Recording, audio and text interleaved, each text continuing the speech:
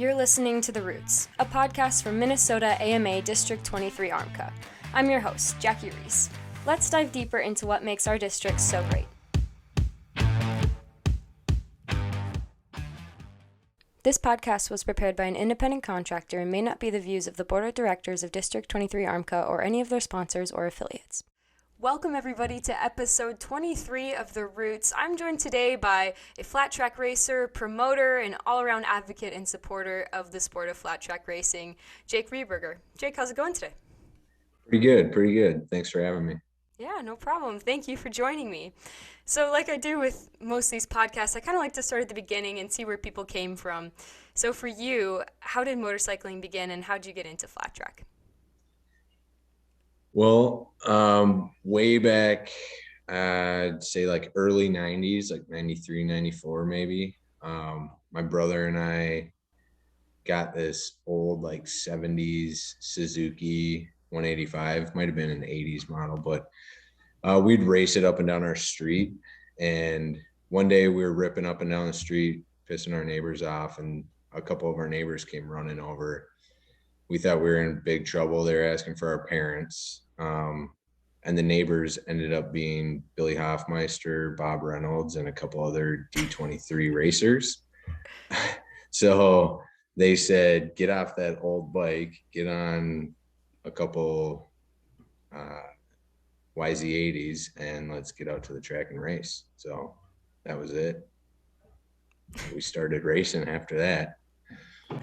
Wow, that's crazy. Like, what a coincidence that your neighbors were already into the sport. Yeah. Wild. Yeah. One of my neighbors was also state patrol. He was not an advocate for us racing up and down the street, but he was happy to hear that we were going to do it on the track. Yeah, that's awesome. So, were there any moments during your racing career since that maybe stand out to you as monumental, maybe changed your racing trajectory, or just were flat out awesome experiences for you? Well, probably I always remember the last race I did as a kid, because I only raced for 3 seasons and then I started working and I had to stop racing because work and school and stuff. But I do always remember that last race because my brother and I raced in the same series and I don't remember what it was, or same class. But him and I were battling in the last race and I passed him in the last lap, and it was like, he was a better racer than me. So it was like really cool. I think we were battling for like 5th or 6th place. It wasn't a podium spot, but the fact that I beat him and it was my last race, that's something I always remember. And then fast forward like 20 years to when I got back into it, just being out at the track, not knowing anybody, and everybody kind of comes up to you in District 23. Everybody came up to me and said, like, they introduced themselves, and they made me feel welcome, and they were giving me parts off their bikes to make mine better, and because I had no idea what I was doing, and they were giving me better safety gear and stuff. So I got welcomed into the family on my very first race back, which was Battle of the Twins a couple years ago at indoor track. So that's that's a good memory for me too. Was Billy in charge of Battle of the Twins that year that you came back? Did it really come full circle for you? Oh, it wasn't the Battle of the Twins Billy race. It was actually, it was the IFT race. Maybe it was Battle of the Twins, but Neil, the promoter for the Donnie Smith bike show, Okay. he was the promoter for that race. Gotcha. And but yeah, I mean, Billy was there and stuff, and his kid was there, Sam, and yeah, it was surreal seeing and Bob Reynolds and stuff, and seeing them 20 years later and they're still involved in the sport. It was just really cool. Yeah, no kidding. Were they a sense of inspiration for you moving forward in your career? Yeah, totally. Because, seeing that you could still be out on the track, and I mean, Billy is crazy fast still. So knowing that you could race into your, I don't want to offend him, I don't know, is he 50 or something, but you can race till you're fairly old and still compete. So yeah, definitely an inspiration. Yeah, that's awesome. So one of the coolest parts about flat track, in my opinion, is that there's just this wide variety of bikes. It's kind of like a bike show when you go to these flat track races. What are you currently riding on? Which bike's your favorite and why? Well, I started with a Mad Dog bike, which is like a 98 XR 200 Honda. Um, I got off that bike and I got onto a 2007 CRF 250R, and that is what I currently race. I race in the 250 class and open B class. I plan on racing those classes in 22. I love that bike. It it got dialed in by a bunch of people in District 23. Like Kyle Dahl did the suspension, rebuilt the motor for me, and got it race ready from just a typical motocross bike. And a bunch of other people helped get it going for me. And that bike is like perfect. I love it. And then I also have a boonie bike that my buddy and I built. So that's like a pull start, this crazy little bike that one's really fun to race too. Yeah, absolutely. Um, what are some of the big changes going from a motocross bike to a flat track bike that you make, for average people like me who might not know exactly those changes that you're making to make it flat track ready? Yeah, so it's pretty simple because my bike, I like racing on motocross tracks or riding. I haven't raced motocross, but I ride on a motocross track or ride in trails, and then I convert it to a flat track bike in a few hours. So wheels and tires and suspension. If you switch those over, then you can be on a flat track bike. So with the suspension, it's typically lowered and stiffened because we're not going over jumps. So you don't need to have like really long travel and soft travel. And then the wheels, I think stock on my bike were a 21 front and a 19 rear. So I just had to take the front off and put a 19-inch front on it. And then the tires, instead of knobby tires, there's flat track specific tires. So Cool. Yeah. it's pretty So, simple.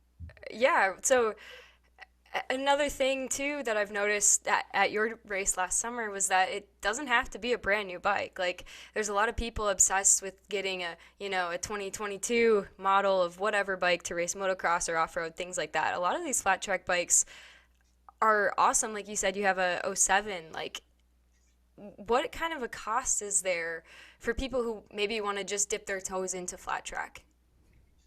So you could buy a race ready bike for around $1,000. Really? Yeah, Wow. like you could find an XR 200 or something like that, like a Mad Dog bike or an SSR, a lower end, cheaper bike, and just put tires on it and go out and race and compete well. There's a couple people that are on like early 90s.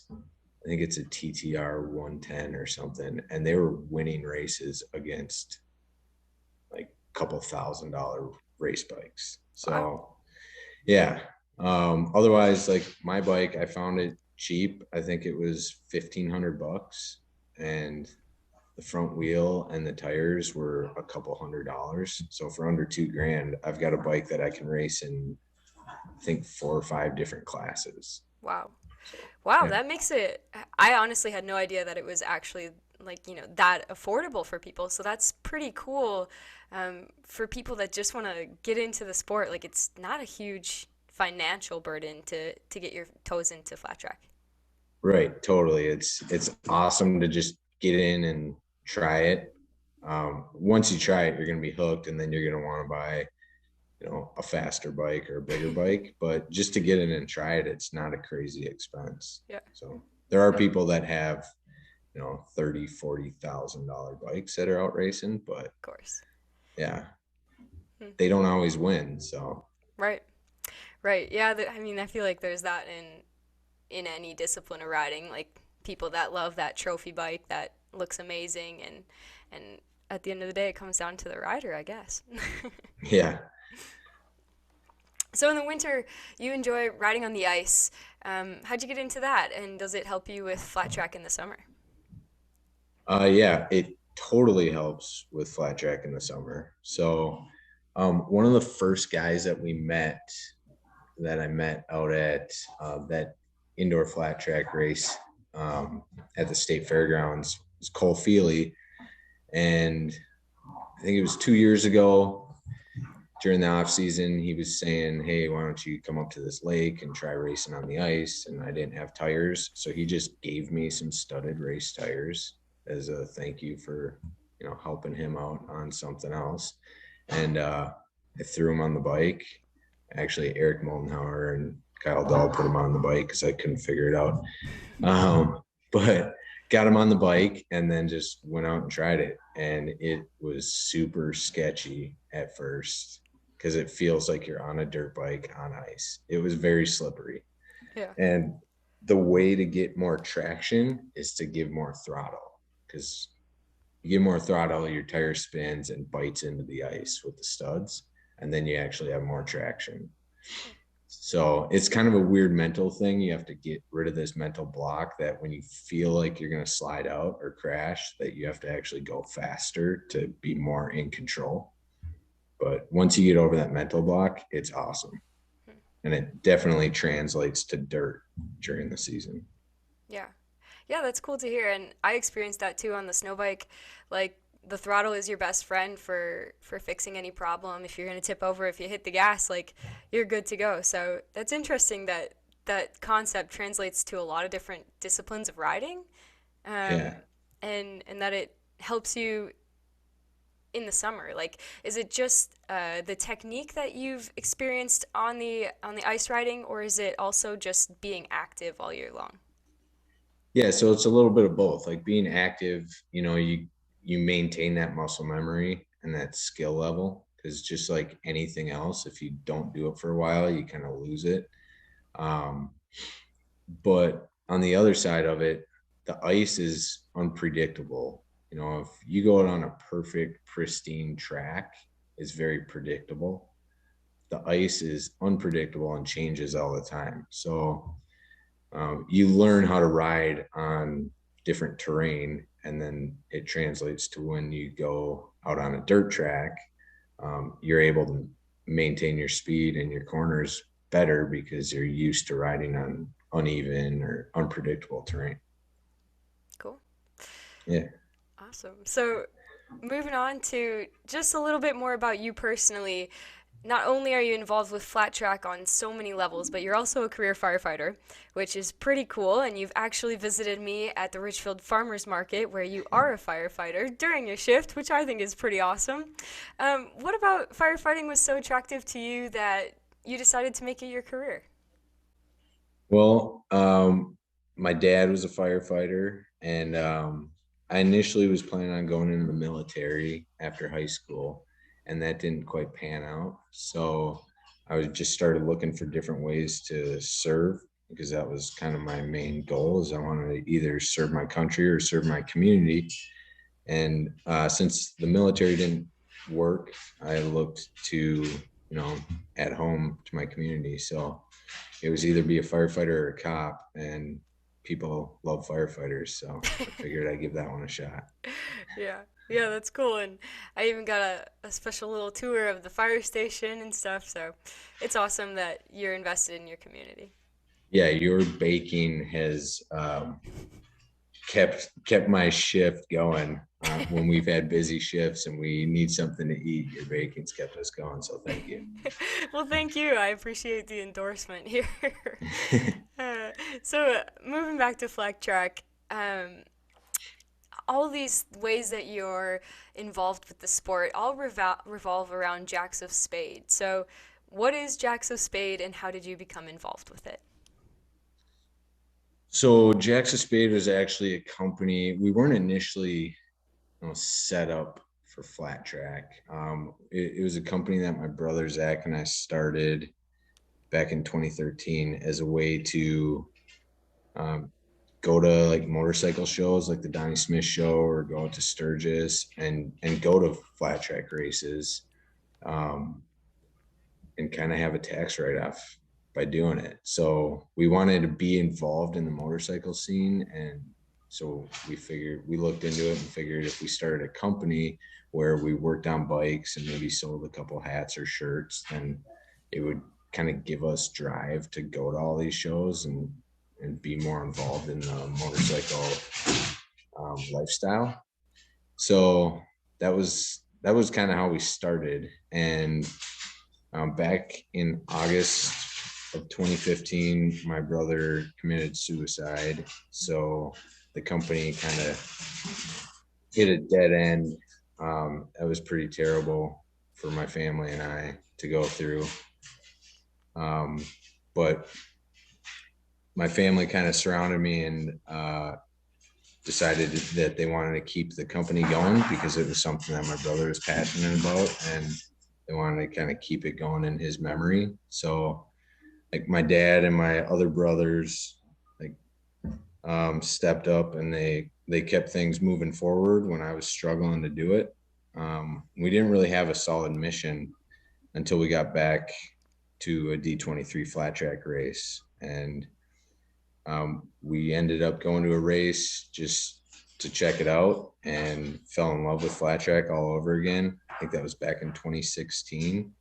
Eric Moldenhauer, Cole Feely, Bill Barrett, and the Schmitz, and a bunch of other D23 family members. They all surrounded us, introduced themselves to us, and welcomed us in. And that's when we realized that the D23 family was amazing, and we decided that we should focus our company on growing the sport of flat track. That's awesome. Yeah, that's cool that you kept it going, right? Like I feel like when something really traumatic like that happens to people, it's really easy to just give up and let things go to the wayside. But this has become a very important part of your life and a great connection to flat tracking in Minnesota for you.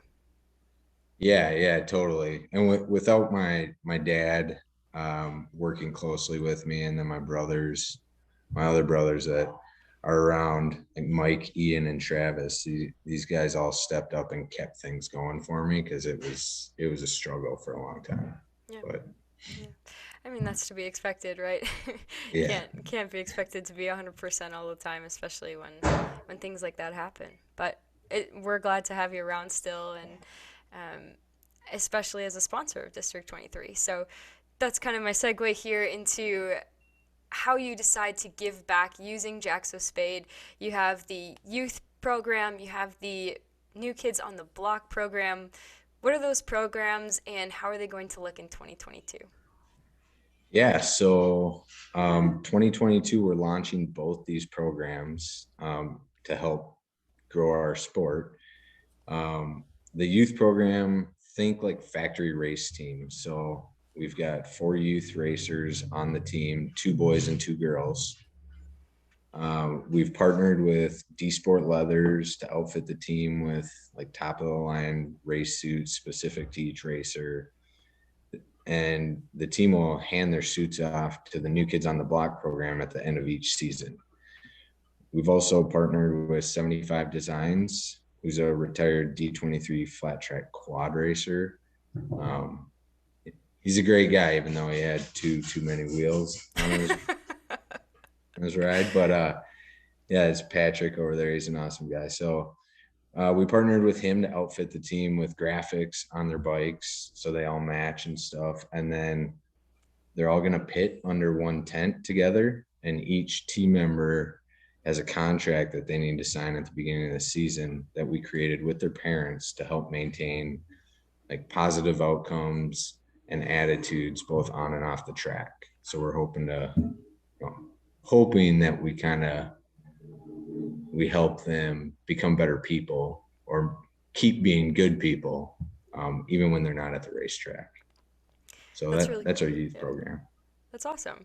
And so, as you mentioned, those kids get to hand down their leathers to the next kids coming up for the New Kids on the Block program. Maybe share a little bit more about that. Yeah, so the New Kids on the Block program is designed to kind of welcome any youth into the world of flat track racing, specifically in District 23. So at every D23 flat track race in 22, we're going to have a booth that's set up adjacent to our youth team tent in the pit area. And inside the booth, we're going to have 3 race bikes that are set up depending on skill level. And we're also going to have a bunch of safety gear, including Protect 360 vests, some pants and jerseys. And everything is free of charge. So all the parents need to do is bring their kid with a helmet and some boots, and we'll pair the kid up with one of the youth program racers, and they'll be all set to race for the day. Wow. So is this just a race day thing, or some of the races have practice days before? Are they able to practice as well?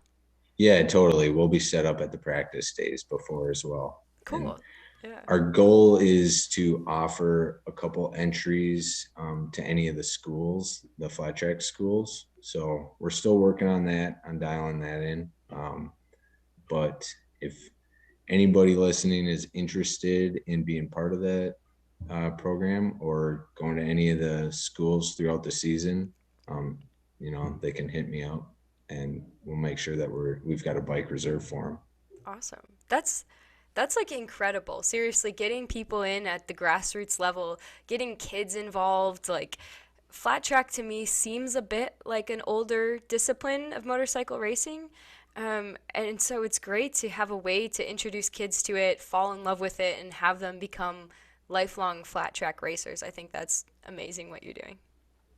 Yeah. It's, like I'm not getting any younger, and I'm watching these kids fly by me on the track. So it, in order to maintain our sport and grow our sport, we need to get more kids involved. So that's why our focus is so heavily on the youth, on kids. So. Yeah, absolutely. That's really cool. And to my knowledge, a lot of the flat track races have free free kids class races. So I'm not sure if you did that or if it was Flying Dutchman, but I think that was a thing last year for Yeah. District 23. Yeah, most promoters, it's kind of like an unwritten rule that the promoters kind of decided on, is that we weren't going to charge for youth races, youth classes. So that kind of incentivizes the parents to have their kids come out and race. So, because they can race for free then. And the only costs that the parents incur are the bike and safety gear, which can still be fairly expensive, especially if they have multiple kids and if they're halfway through the season, they grow out of their safety gear and stuff like that. So that's where we wanted to come in and kind of bridge that gap and offer safety gear and a couple of bikes of different sizes. So then the parents really don't need to spend any money at all just to get the kids exposed to the sport. Right. So literally your District 23 ARMCA membership, your AMA membership, and someone can come and race flat track. Their kid can race flat track for free for the weekend. Like, that's incredible. That's not a whole lot of in. And, I, I personally just, once I got to a track, like, I never wanted to leave. I always wanted to go back to the track. I always wanted to ride. And like we had talked about at the beginning, like you mentioned, just it doesn't have to be a $10,000 motorcycle. It can be $1,000 motorcycle, and that is expensive on the scale of things, but that's hockey gear, right? Like that's not too much to ask. So it's again showing just how affordable and attainable flat track racing can be here in District 23 ARMCA. I think it's awesome. Totally. And you mentioned like, yeah, that $1,000 it's still $1,000, right? But for a parent to go out and spend $1,000 on a motorcycle and then the kid tries it and doesn't like it, that's a barrier for the parents to even want to spend that money. So if they can show up and not have to spend that money, the kid's going to go out and race and love it. And like you said, not ever want to leave the track and not play video games anymore. Instead, they're going to want to go out and race motorcycles. Yeah. Then the parent can invest in their own bike and stuff like that. But we just want to get them to try it, because once they try it, there's no going back.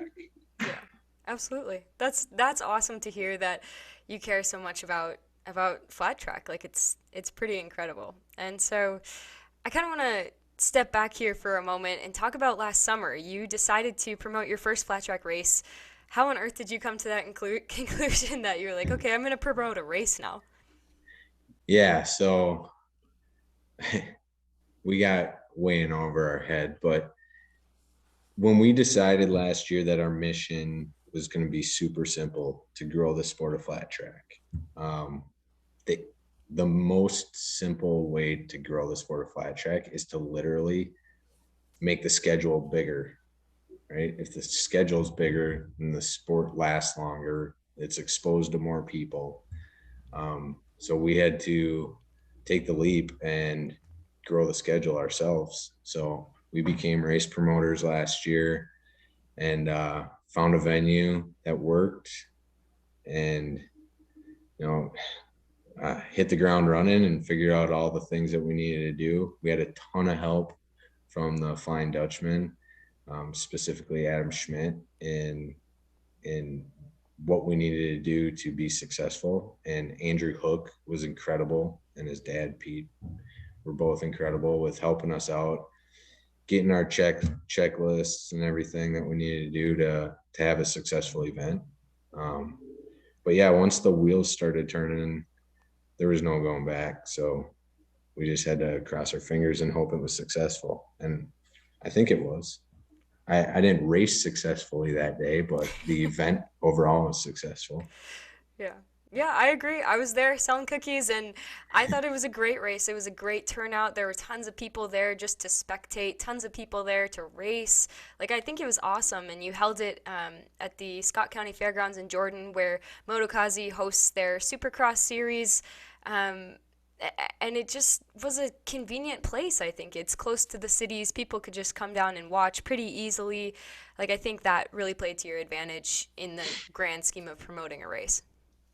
Yeah, totally. And that was a must, that, like a deal breaker for us was that we wanted something close to the cities, because I live in the cities. I live just south of Minneapolis, and I grew up in Scott County going to the fairgrounds. So we kind of knew that was a close spot that might work. And we hooked up with Cody Slark, who, yeah, he's a D23, he's Motokazi. And he helped a ton with track prep and building and stuff like that. So it was like a cross discipline, multi-promoter thing to get us going. So hopefully we can do the same thing in 22. Yeah, so that kind of moves me into my next question here. You're upping the game. You're hosting not only that race, but another additional race for 2022. How is that going to look for you going forward? Um, I'm already nervous and I'm losing sleep over it. But yeah, so we're going to do a double header at most likely at the Scott County Fairgrounds again. So it was a fun, small little track. And then we were looking at hosting a third race out at Cedar Lake Arena the night before the AFT Pro race. So it'd be a Friday night race. Um, there typically aren't Friday night races. I don't think there are any other ones on the schedule, so it'd be a little bit different. But with the AFT Pro race happening Saturday at the same venue, we thought we're already going to have a bunch of people out there, a bunch of interest. So let's make it a party and let's have a race. Yeah, that's awesome. So, is it going to be on the big Speedway track or indoors in the arena?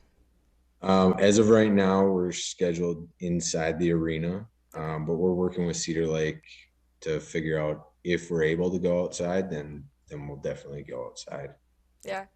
Yeah, I think that's a game changer, right? Like it's huge. It's really cool to be in conjunction with a professional race series. Like, how did how did that come about for you? Was it District 23's involvement with AFT, or how did you figure out that yeah, we want to be connected to this pro level race? I I saw that the AFT schedule came out and saw that it fell on a Saturday and it was at Cedar Lake, which was just crazy. I hadn't heard anything prior to AFT's schedule being released. So as soon as that happened, I reached out to the promoters at Cedar Lake Arena and asked if they were planning on doing anything that weekend. And they said, no, we've got the weekend open. So then I kind of reached out to the D23 flat track family and asked if there'd be any interest in a Friday night race. And I got a unanimous yes. So that's where we decided to go after it. Cool. Yeah, I think that that's awesome. To your knowledge, has AFT ever been up here in the top of the Midwest?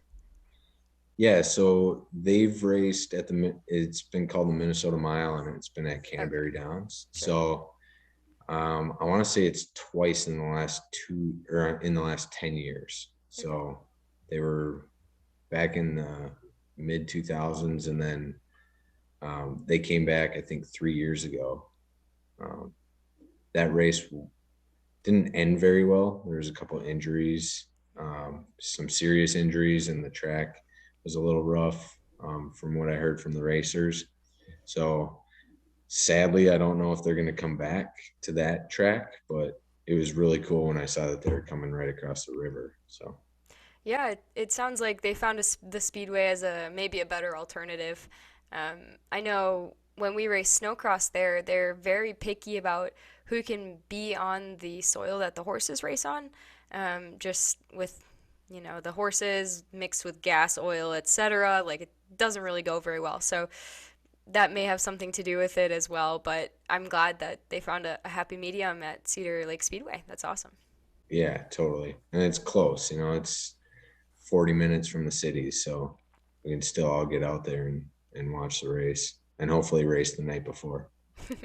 Perfect. Yeah, it'll be great for everyone that is going to that race to be able to come a day early, have a fun race, have some fun camping, and make it a great weekend overall.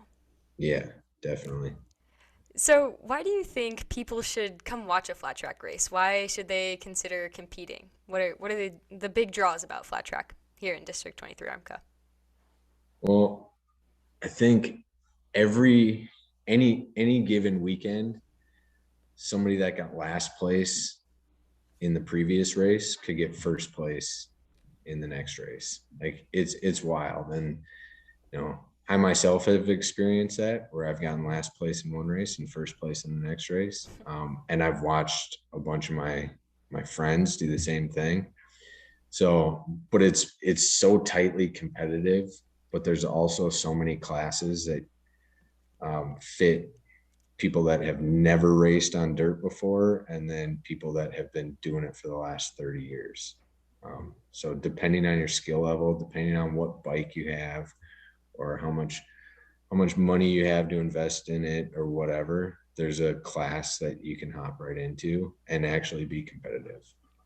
That's awesome. Yeah. Plus, I mean, the District 23 flat track family is last year, there were like two new people that came out to a practice day, and everybody in the pits knew that these two new people were there. And a bunch of people came up to me and they're like, "Hey, Jake, there's another Jake over there. Like, you should go say hi and welcome them in," and everybody kind of took their turns welcoming these new people in that didn't know anybody, that came out by themselves, and made them feel part of the group and part of the family. And, that's District 23 flat track right there. So it's hard to walk away from after you become part of the family. Yeah. Is that why you choose to stay racing and maybe even increase your involvement in all these ways in the sport? Yeah, totally. It's just it's awesome. Like all the time between racing is just, I'm just trying to kill time to get to the next race weekend, to see everybody and hang out and have a good time and rip around on the dirt. So Yeah, absolutely. So, looking towards the future, what are your plans for Jacks of Spade and your own racing? well, that's a tough one because I'm struggling with. I want to make sure that our youth program is successful and our new kids on the block program is successful and our race promotions are successful. But I love racing at the same time. So as long as I continue to get support from friends and family that can help successfully maintain our objectives and our mission with little input from me on race day, then I'll be able to continue racing. But the success of that mission outweighs the success of my race career. So if anything falls to the wayside, it would be my racing. Yeah. So, unfortunately. Well, maybe it's a happy compromise where you don't race your events, but you race everyone else's. Yeah, exactly. Yeah. Well, Jake, it's been awesome. You're doing so many great things for flat track here in Minnesota. Thank you so much. Yeah, you're welcome. And thanks so much for having me on. I appreciate it. Absolutely. Thank you, everybody else, for joining us. We will be back in 2 Mondays. If you liked this episode, share it with a friend. And if you're not already, subscribe wherever you're listening. See you in 2 Mondays. Thanks for joining us. Catch us every other Monday wherever you get your podcasts, as well as on our YouTube page.